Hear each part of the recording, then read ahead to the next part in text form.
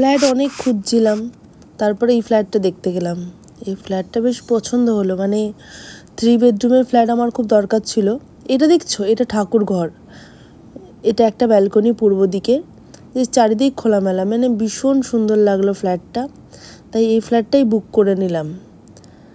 তারপরে যা যা হচ্ছে তা তোমাদের সাথে আস্তে আস্তে শেয়ার করব। আপাতত এতদিন শেয়ার করিনি, হবে কি হবে না এই ভেবে।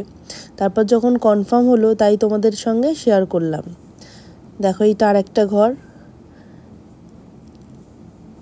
চারিদিকটাই বেশ খোলামেলা, সারাক্ষণ আলো বাতাস সবই আছে।